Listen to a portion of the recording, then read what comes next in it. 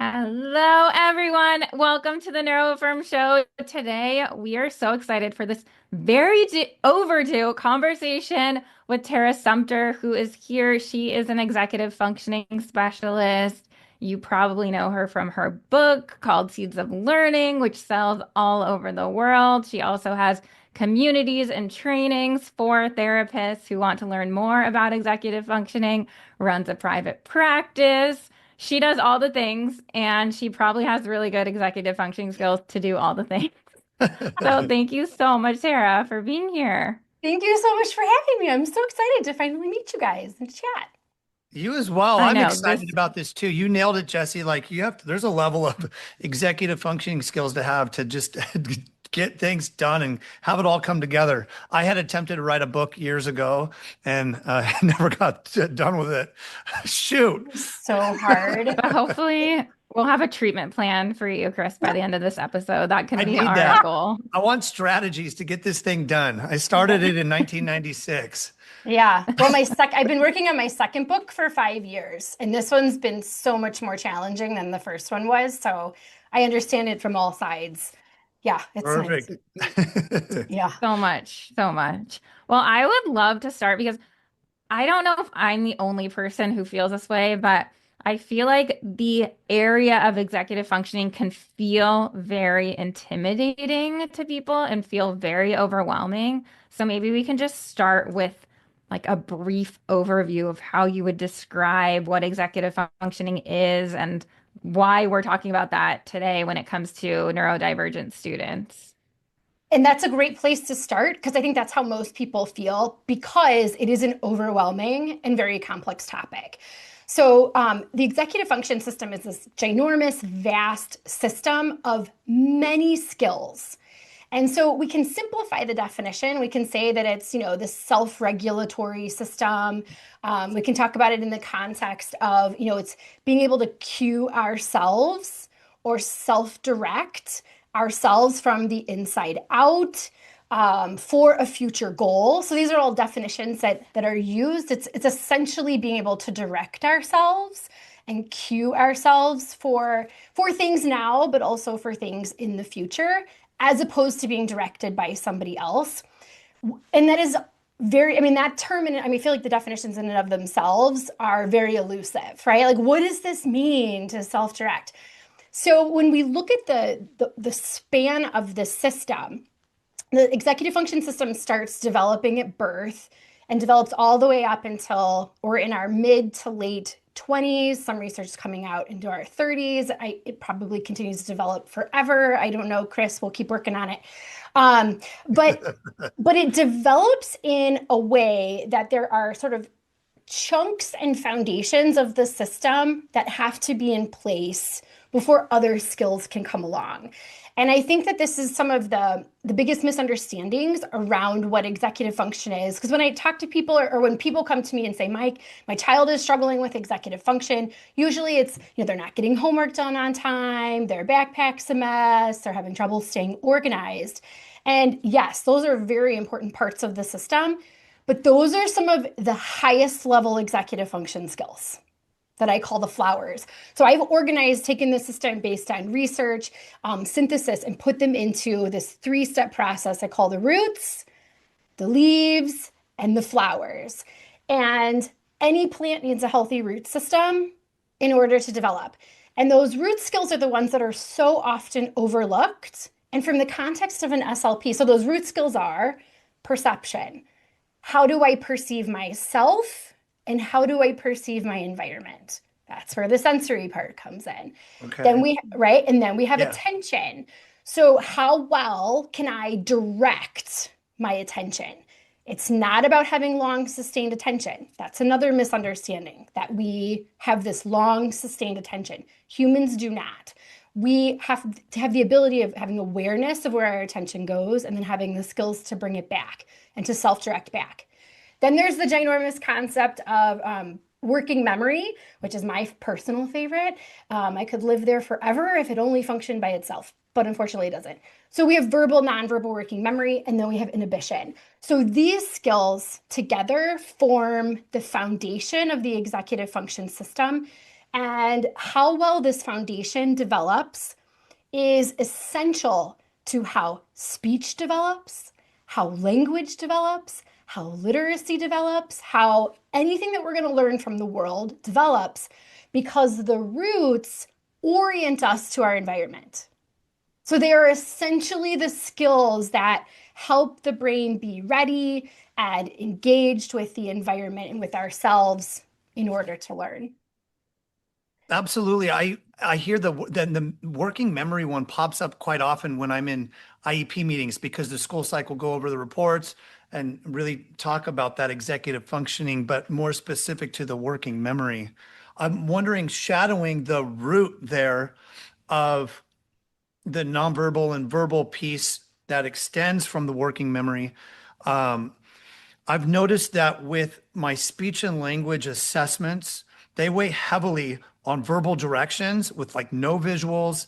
And I want to know your thoughts on if you feel maybe just some thoughts on that. As if, like my own personal thoughts sometimes are we give 15 subtests of the Castle 2 and the Self 5 with no visuals, and we have like indications from the school psych report that says there's some challenges with working memory.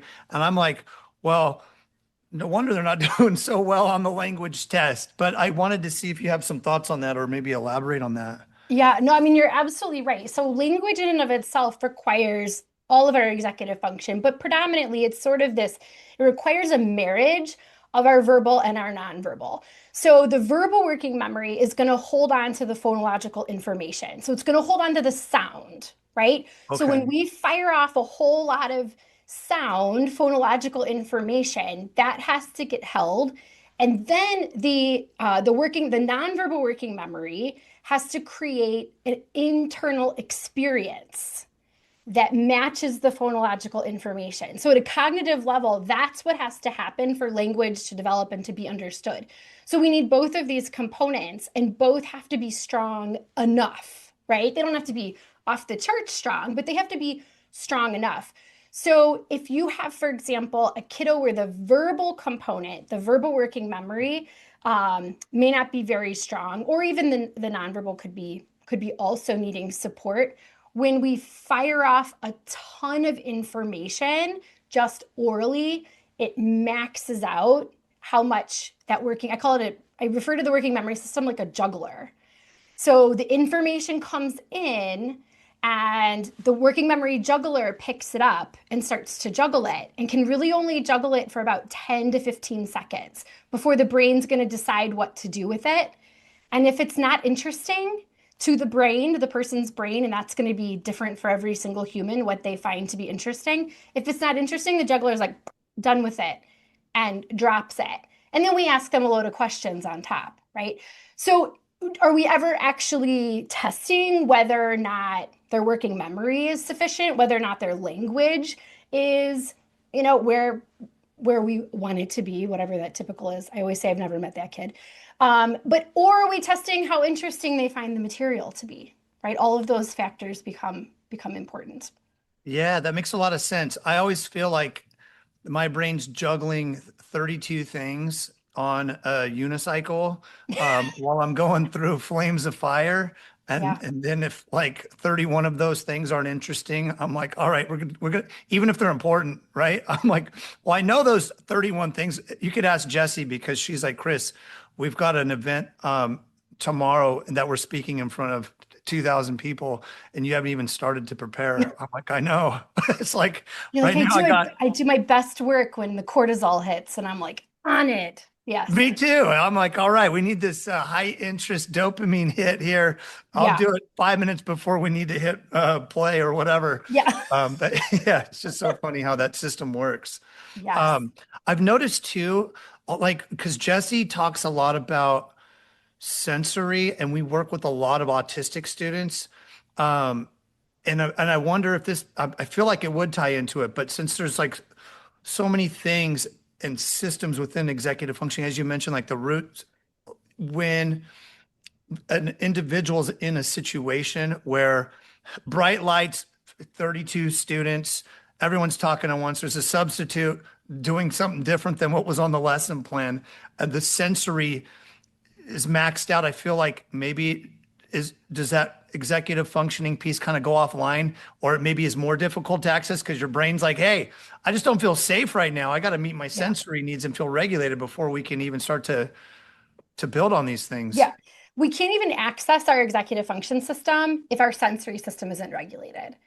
And so we have to, right, if we're overwhelmed, that's going to zap our executive function battery. So we don't, I always like, you want to think about your executive function capacity as a battery. So it's not an endless capacity that we have access to all day, every day. And some people wake up in the morning with 100% charge and can use it all day, and others wake up with 35% charged. And, by the time they get to school, it's gone. So everyone's is a little bit different. There are things that we can do to improve it, but how well our body processes all of the sensory information that's coming in all day long, which is life, right? I mean, because that's how information gets into our central nervous system is through our sense organs. So as the sensory information is coming in, depending on how the body and how the brain interprets that can impact sort of the stress that our executive function system ends up being put under. The other interesting factor about this is, and that I was hoping I wanted to mention today, is that when we think about some of the biggest needs for our autistic students, again, I never like to generalize. There's no one profile that all autistic students have these executive function needs, right? I don't like those conversations, but I would say that a lot of autistic individuals, one of the executive function skills where they tend to need more support is in that very first fundamental skill of perception, and predominantly perception of their environment. And again, the sensory information coming in from the world can put a stop to that. If the world is not, and their environment is not what neuroscience refers to as a sensory preference. I want to say I've used that word before on social media and people have pounced like it's a choice. It's not a choice. The sensory preference is something that it's the way the brain gravitates towards information in the environment.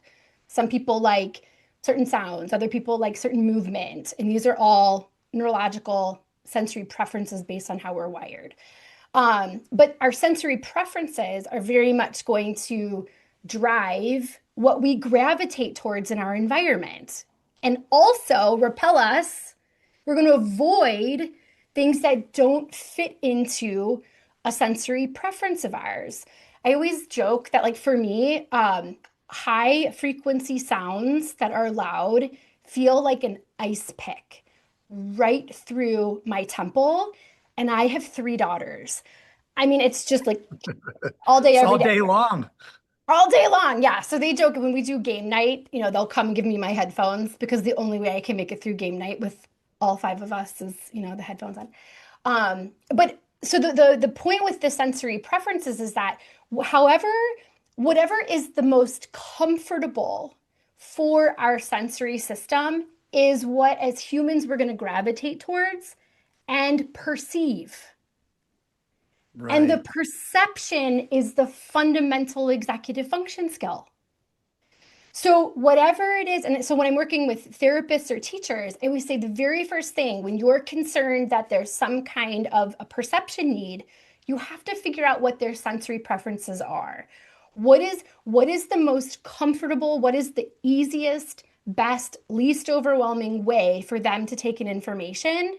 And that's your tool. That's your tool or the mechanism, the route through which we want to provide the information so that they can perceive it, supporting those sensory preferences in that route, because it's through that process that we then lay that initial foundation within the executive function system, which is that perception of the environment.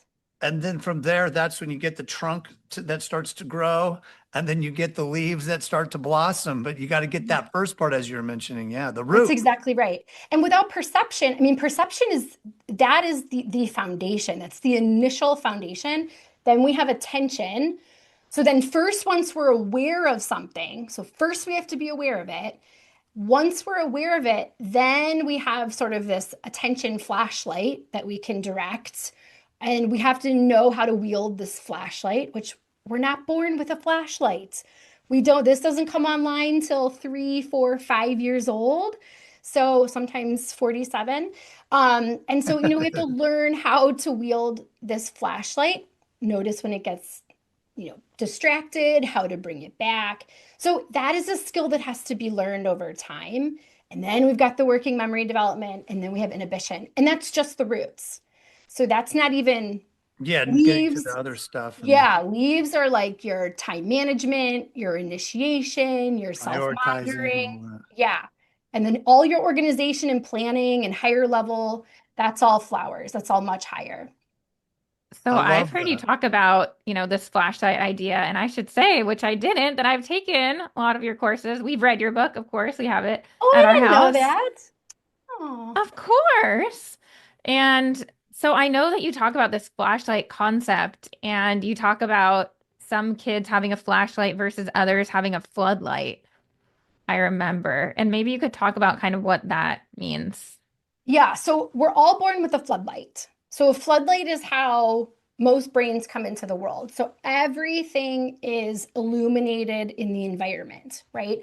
And so we'll see that. You can go for a walk with a toddler, and they're like, oh, bug, and oh, and everything in the environment is illuminated. And that is actually the floodlight is one of the main reasons neuroscientists believe that birth to three population learns so much so fast is because of the floodlight itself. Yes, that everything in the environment is being illuminated.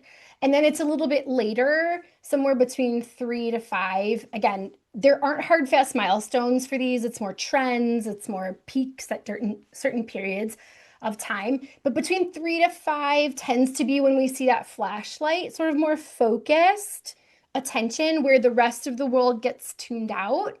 But the flashlight comes in and we're very focused on one thing, tends to come online, and then we see the flashlight honing in at other periods in development. So it's not by 5, it's just sort of coming online for a lot of kids. And then 8 to 10 years old, we tend to sort of see another peak in more focused development. So yeah, and we always keep both. So it's not an either or. So think about as adults when you're driving, when you're driving, you've got your podcast on or your music on, and you guys are in California, so you have beautiful scenery, you're looking at whatever you're looking at outside, and you're watching the other cars around you. And as you know, until you're able to take in all of this information while you're driving. But as soon as it rains, starts to rain, what do? You turn off the music because apparently music impacts your ability to drive, right? You turn off the music, you stop looking at the beautiful scenery, and you pull out your flashlight and you're focused straight ahead. So we're constantly shifting between these two types of attention all day, every day, as humans, but and different, a brain that has experienced a lot of trauma may struggle with the flashlight a little bit more because a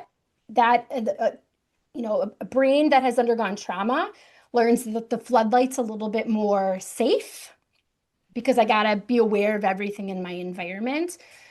So everyone's got a little bit of a different balance in terms of how much floodlight versus how much flashlight, but the hope is that we develop both and can shift back and forth between both. So is it that our neurodivergent kids, like, would it be harder for them to switch between lights? Or I is think that the difference that you might see? Yeah, I think so that gets into the skill of shifting, right? So the shifting back and forth. And yes, I think you're absolutely right that that definitely could be a difference, and could be a little bit more difficult for neurodivergent brains than others, sort of that ability to be flexible and to shift back and forth between the two. I'm just thinking of Chris because I'll see it in either one. And for anyone who doesn't know, Chris has ADHD. You probably did already by the first 5 minutes of this show, but it will be both of the transitions could be hard for him. So if he's at home taking care of the kids and he's cooking and he's watching the kids and the music's on and it's like all the stuff. And then I want to talk about something really specific. We have Asha coming up. Let's work on this. Let's do that. It's like so hard for his brain, I feel like, in those moments to switch. But then, of course, the other one is true too, which I'm sure we see also in a lot of neurodivergent kids who have an interest or something they're really, really invested in and their attention is there. And that is not the time to come up and interrupt him specifically and like try to get his brain to shift. Yeah, the hyper focus. Yeah, I Yeah. definitely fit that too. Yes. Yeah, I mean, it's very true that shifting back and forth can be really, really hard. Um, for a lot of reasons. I don't even know if we know from a neuroscience perspective yet exactly why the shifting is difficult. But it is important to know that the shifting requires some of that battery power in and of itself. Sometimes it's the shifting that can be difficult, sort of the transition, and sometimes it's sort of more of a cognitive flexibility thing where, that's just sort of what we're focused on at the moment, and that ability to let it go can be challenging. That's hard for Mhm. me. Yeah. And sometimes the So, prioritizing is hard. Sometimes it's hard to know what's important and what's not. And that gets into some of those higher level skills of prioritizing. I'm constantly yeah. asking myself, is this what I should be doing right now? Is this the most important thing I should be spending my time on right now? Yeah. That's the story of my life. It's so funny because yeah, when I'm hyper focused and if on any task, if I get interrupted during that, it could be pretty dysregulating. Yeah. Um, I guess it's like that monotropic mind when I'm focused and then like something disrupts me because I my brain automatically knows it's going to be hard for me to get back down to whatever it is I was focused on.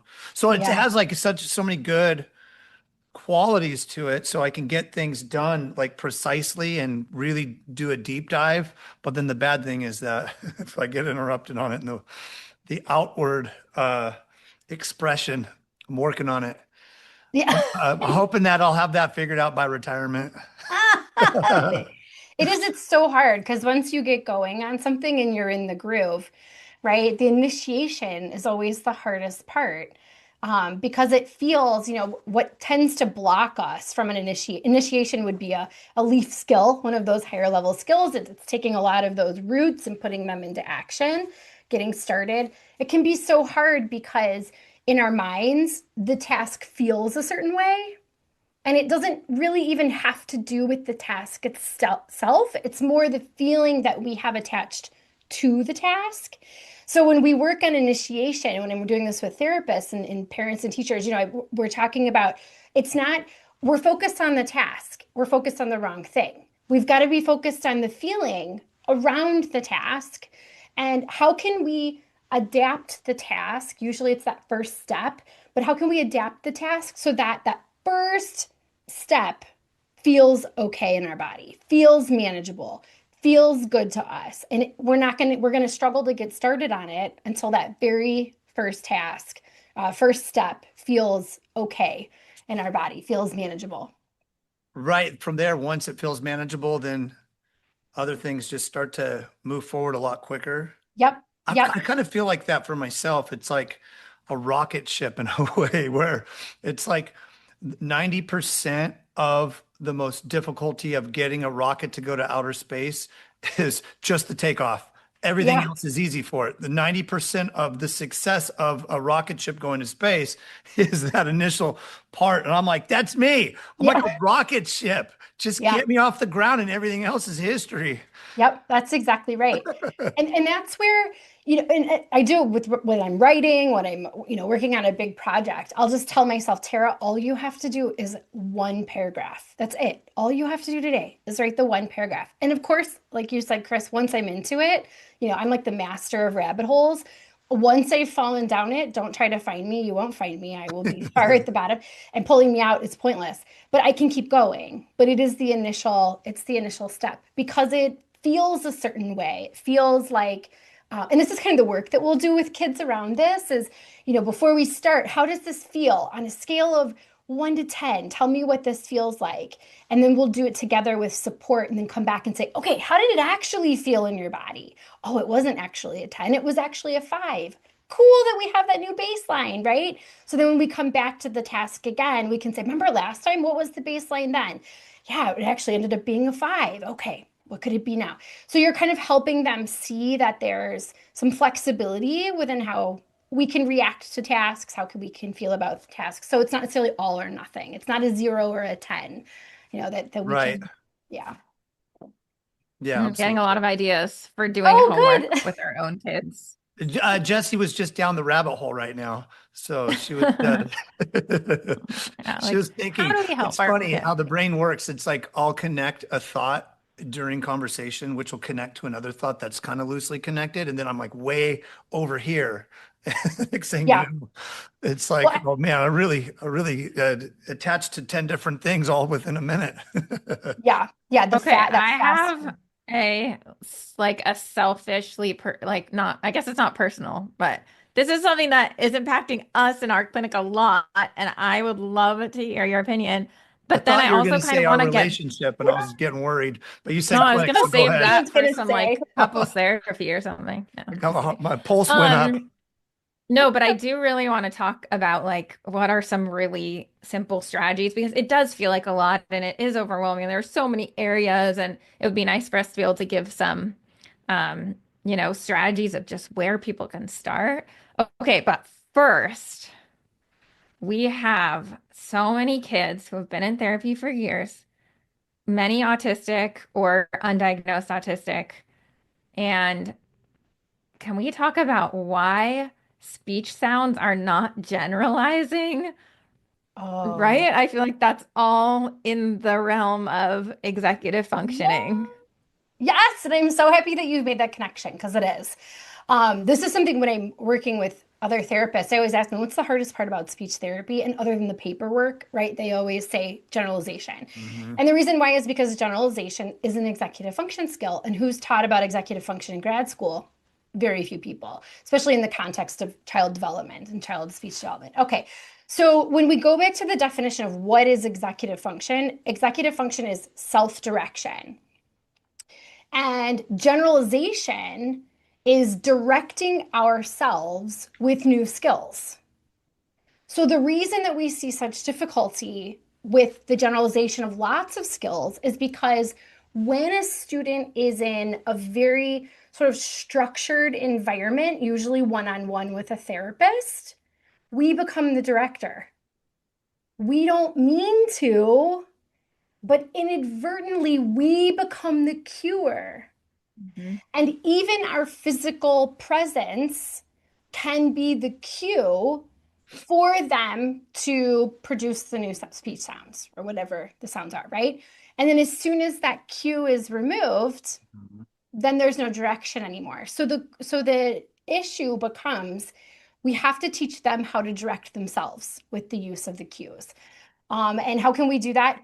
The best thing that we can do is really use good reflexive questioning. So reflexive questions are going to, instead of us telling them, directing them, oh no, it's not this sound. Watch me. Let's try it again. We're going to open it up to when you say, duh, what do you feel working in your mouth? Let's see, do we feel it in the front? Do we feel it in the back? And we're going to help them increase awareness around what's happening in their mouth throughout the process so that they have the ability to have that awareness outside from you, right? And to be able to direct themselves. But 100% generalization is has the child learned how to direct themselves using these new skills that they've learned in a very structured setting. So, I mean, obviously, I love executive function. I don't understand how anyone can do therapy without it. But I certainly, I think that all speech and language therapy needs to incorporate executive function simply because they have to learn how to do this without us, you know? Hmm. I Yeah, agree we have with you so on many that. kids. Absolutely. Yeah. We have And so some many kids, kids where they'll just be coming in and the second, and it's like the clinic is the cue, the therapist yep. is the cue, and then they walk out of here and they go from 99% to zero, literally walking out the door. Yeah, yeah.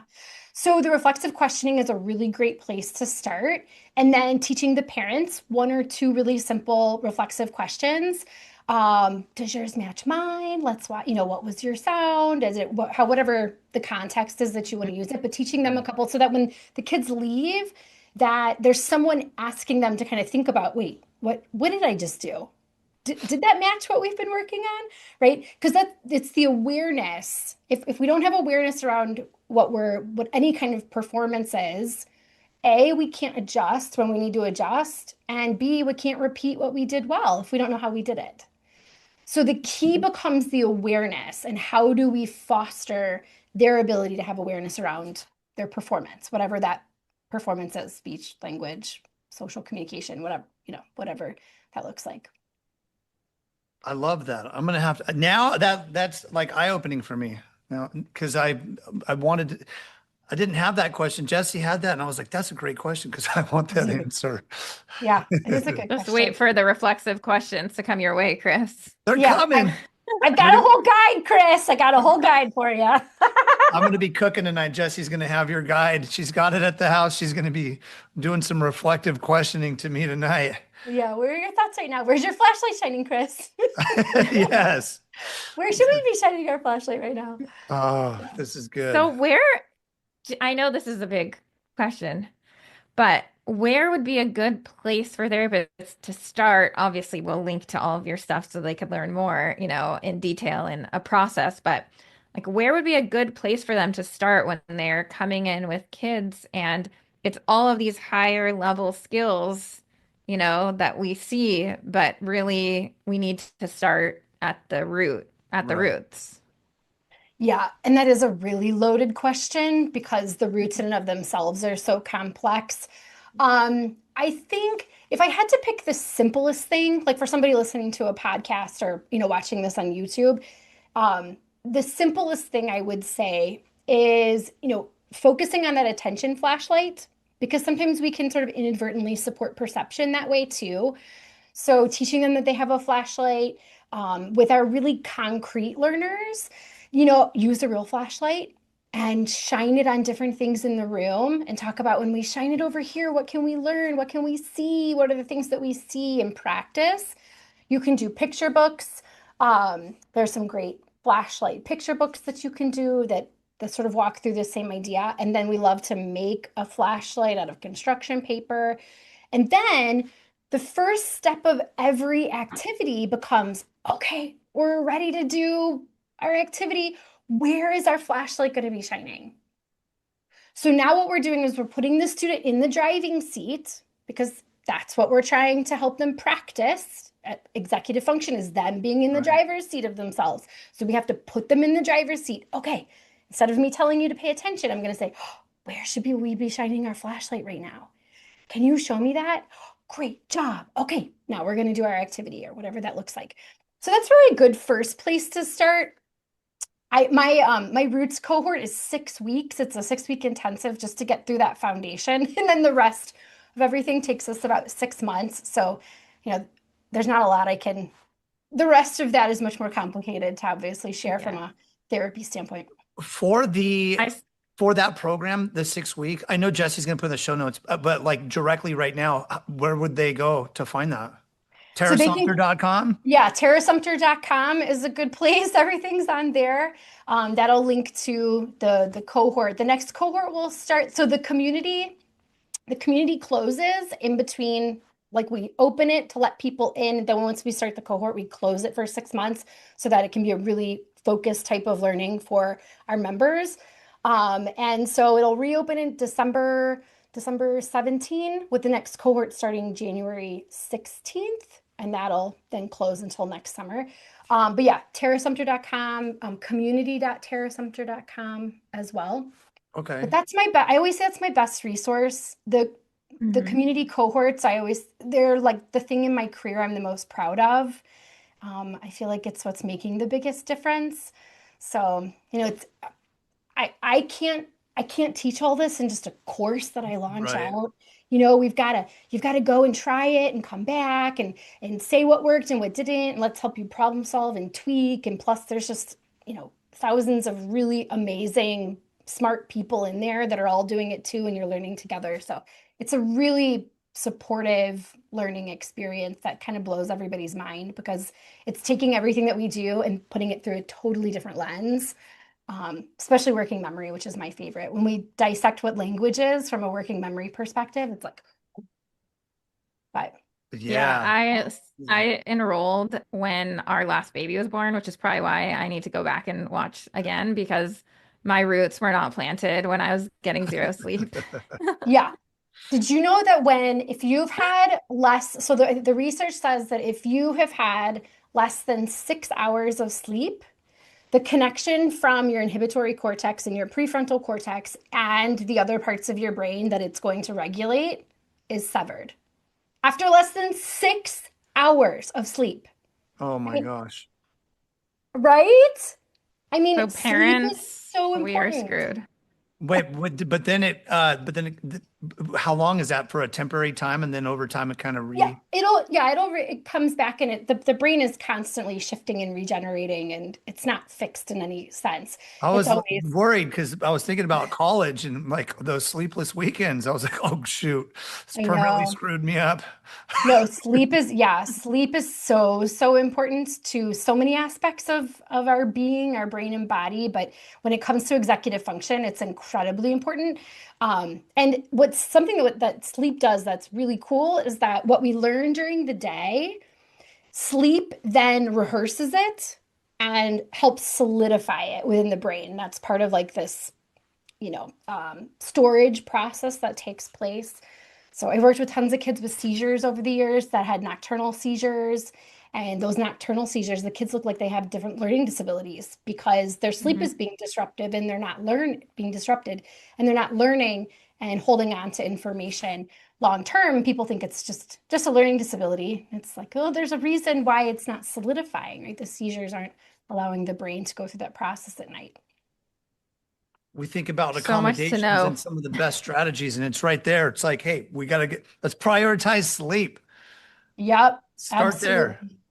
I know. Love it. Sleep Something is that so is important. cool to hear you talking about that just overlaps so well with everything we talk about from a neuroaffirming lens is, we talk about how do we give kids autonomy and how do we help them to be more intrinsically motivated. And basically, what you're sharing is that the way kids are going to learn and develop these skills and build these skills is when they are self-directed, not when they are Correct. directed by other people. So it's kind of like the world of, you know, child-led therapy converging because that's really, how kids are going to be learning is not just by being told what to do. It's by discovering what's next and answering questions. And I know reflexive questions is a big part of what you talk about. So that's something we're Mhm. going to have to keep practicing too. Yeah. No, I mean, I think the ultimate, again, I always say I'm biased. We're all biased in terms of the rabbit holes we've fallen down and chosen to live in, right?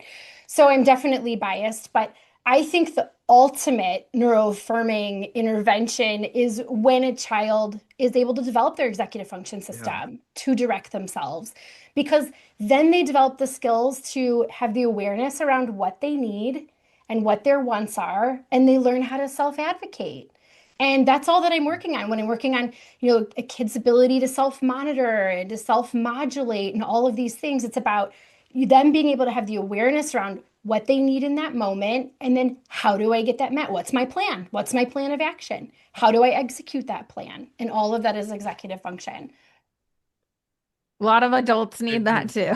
too. You know? Yeah. That's what we need in the schools, like targeting that with like courses, or you're getting your stuff out there with like a course for I'm these working on schools. it. Like the Tera Sumpter EF course is now an elective in high schools across America. Oh, I would love that. Well, we're finally launched. It's taken us a little over 2 years to work on a classroom program. So we listened to teachers, worked with teachers to develop this for it to be lesson plans that they can pull. I think it's going to work for therapists too. But quick, easy. We just finished up the trial of it with a bunch of teachers, and they loved it. I'm always prepared when I put something in the world for everyone to hate it. So when they come back with glowing reviews, I'm always shocked. But incredible feedback. So we're really hopeful that that's going to be a great tool for teachers to be able to grab. And, it's like 80 plus lesson plans that's going to be structured out over a year to really work on those roots, the foundational skills, and setting up their classroom through an EF lens. But yeah, oh gosh, can you imagine if there was a class for kids to be able to take? I mean, I Totally. Yeah, because at heart, I'm a therapist at heart. The high schoolers and the college kids, that's my bag. That's my therapy bag. I love that. Yeah, yeah, that's my age group, the population I work with. I love it too. I think that yeah, at the forefront, EF skills are key. It's like a necessity. You're right. Yeah. Then everything else kind of falls into place. I always say, so like if we look at perception, attention, and working memory, so we can ignore inhibition for a second, which inhibition is a big part of it. But if we just look at those three skills of the roots, in order to learn anything in the world, right, there's a lot that we can learn internally. But when we talk about learning from the world, we're talking about learning symbol systems that humans have created, right? Speech, language, literacy, math, these are all things humans made up. Okay. So, in order to learn these symbol systems from the world, we have to perceive those symbol systems. We have to be able to shine our flashlight on wherever the stimuli is coming from. And then my working memory has to be able to take that information, pick it up, and juggle it long enough to decide what to do with it. What do I do with this? Is it important? Do I keep it? Do I store it? Do I synthesize it with something else? So, just those first few skills are the foundation for all learning, any of it. So we can't talk Yeah. about anything else until we talk about laying that foundation. And that's really the message I've been trying so hard to get across is that yes, making sure homework is turned in is great and getting backpacks organized is great. But there's some way bigger fish to fry for so many of our students that we need to provide support at this level where they've never had that support, So that's my Yeah, I'm soapbox. glad you Sorry. say that because I think it also just kind of takes the pressure off in a sense for therapists feeling like they have to do so many things or parents feeling like they have to do so many things and just thinking, okay, let me first focus on these foundational skills and then like that we know is going to make such a big difference. And that's such an important point. And that's something with the therapist when I'm in the cohorts and the trainings that I do, I'm working with therapists and helping them see I'm not giving you, there aren't new goals that you're going to have to do. We're still going to work on speech and language, but we're going to tweak how we do it. And the reason this is, I probably should have mentioned this at the beginning. So, executive function doesn't executive function by itself. So, I say that all the time. Executive function doesn't executive function by itself. It's is this a podcast or you're going to put it on? Will people see this? Both. Okay, both. All right. Well, what I'm holding up, these are my props I always use. So we have these workers in the brain, right? So here I have a little guy. What is he? I don't know. He's like a little bunny. Okay. So the bunny, we could pretend that this is like the reading system. Reading is a huge network in the brain, but he's the reading network and he's the one that's going to do something. He's going to decode the sounds. He's going to read the words. But we have this, of course, it's a disheveled looking female, is the boss, the executive function system that's going to tell the worker how to do the job, how to decode, how to hold the sounds. She's going to actually help in the holding of the sounds to decode, whether or not to do it, when to do it, right?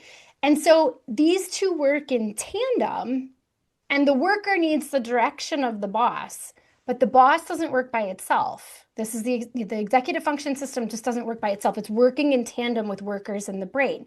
So so if we're working on speech, we've got our speech worker and we can incorporate, it's how we do our therapy and our intervention. We just tweak bring in a couple of new things to help the boss learn how to direct the speech workers and the language workers and the literacy workers. So this is why I say that, executive function should be in everybody's lane. The Yeah, no, SLP needs to absolutely. understand the role of the executive function system. The classroom teacher needs to Teachers. understand it and be able to support it, right? The OT, the psychologist, the counselor, right? How about with the emotional centers, being able to, know how to manage and direct and all the things, incorporate and integrate with our emotions. Every person who works with a child needs to understand how the executive function system manages and directs and integrates and orchestrates the workers that they're dealing with, whether it's literacy, speech language, whatever it is. Thank you so much for that. And we will definitely, like, this is such a good starting point for people, hopefully, who don't know that much. And I'm sure anyone who even has studied executive functioning learned something new today. So Thank you so much for being here. We'll put everything below so that you guys can learn more about all the ways that Tara could support you through communities and her social and all of her things. And thank you for being here. I feel like you're just one of those people, Tara, who like seems like they have more hours in the day than everyone. So it's amazing to see all the things that you're doing. And Yeah. we just appreciate finally getting to have this conversation with you. Well, I appreciate you so much for all that you're doing, and I appreciate you so much for inviting me on. I've been so excited to meet you both, and yeah, we'll have to Hi, do we it again. connected and we met each other. This is awesome. Yeah, we appreciate your time and all your valuable insight. Everybody go to terasumpter.com, get all the goods. And yeah, we'll catch everybody later. Thanks so much. Thank you. Bye, Thanks. everybody.